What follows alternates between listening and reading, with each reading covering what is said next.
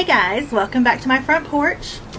Today I want to talk to you guys about something very special to me. Many of you know that I love rainbows. I've always loved rainbows since I was a little kid. Anytime anybody tells me there's a rainbow outside, I'm going to drop everything I'm doing so that I can go out and see the rainbow. And I just think they're beautiful, and I think they're so special. It always reminds me of how God protects us and keeps his promises to us. And so I want to talk a little bit more about that today.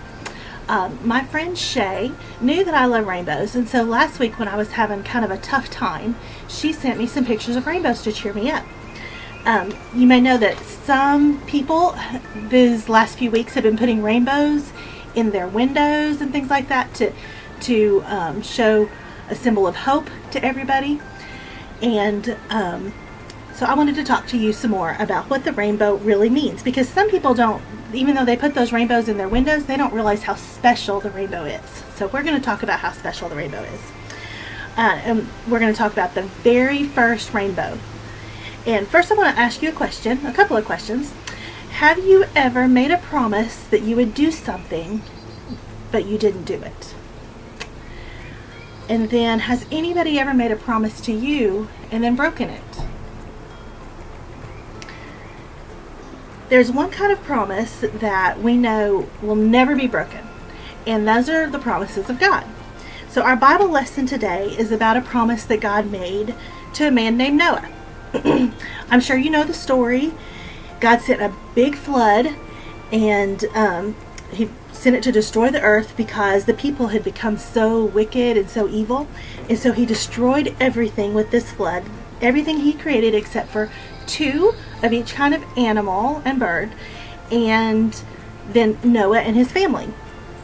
He spared Noah and his family because Noah was considered good and he was righteous, and he was thought of as a man who walked with God. And so after the flood went down, we know that Noah and his family and all of the animals got in this big boat that we call an ark that God had Noah make. And so that's what they rode out the storm on. And then when the storm stopped and the floodwaters had gone down, Noah and his family and all the animals could leave the ark. It was at that time that God made a promise to Noah. He promised that he would never again destroy the world with a flood. Then he did something to remind Noah of the promise. So I want us to look at Genesis chapter 9, verse 33. And this is right after the whole story of Noah. So Genesis chapter 9, verse 13.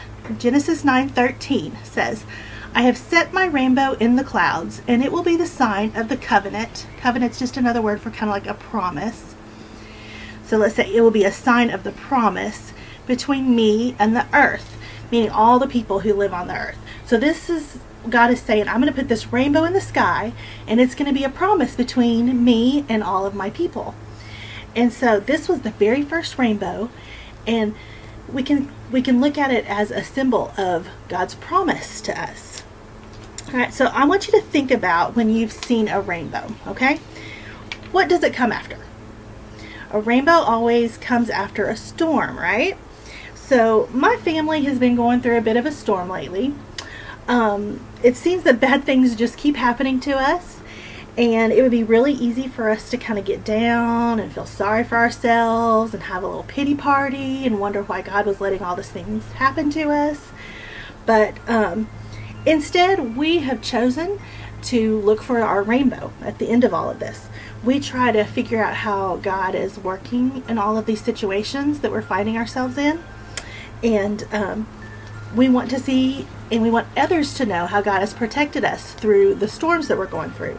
So first, a few months ago, we were in a really bad car accident, and our car was totaled, but we were all safe. We all came out with barely just a scratch, so everybody was fine. And then, that I got this yucky virus and got real sick, but I got all better. You can see that I'm all healed and I feel great. God protected me through all of that.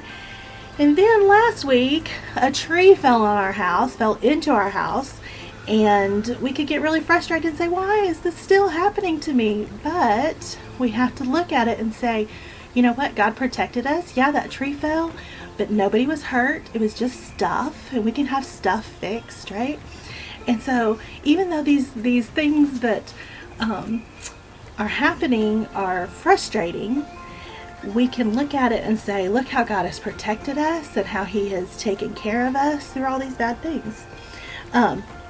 So right now I want you to pause the video for just a minute, and I want you to think about some storms or some frustrating or disappointing things that have been happening in your family recently. And then I want you to see if you can find the rainbow, or you can find how God is taking care of you, how he's keeping his promises through it. So y'all discuss that and come on back.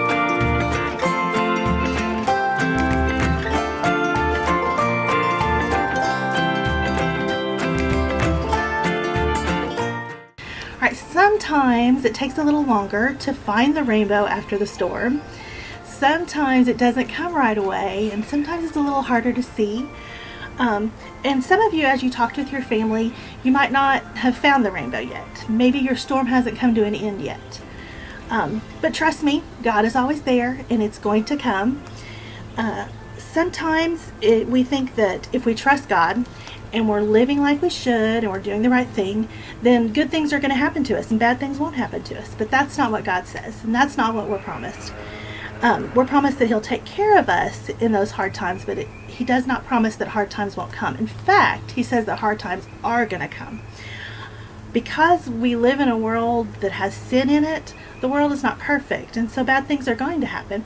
So I want us to look, I want us to turn in our Bibles. We were in Genesis, now we're going to go all the way back to John in the New Testament. In John chapter 16, verse 33, Jesus is talking to his disciples, and he says, I have told you these things so that in me you may have peace. In this world you will have trouble, but take heart. That kind of means, but cheer up. I have overcome the world.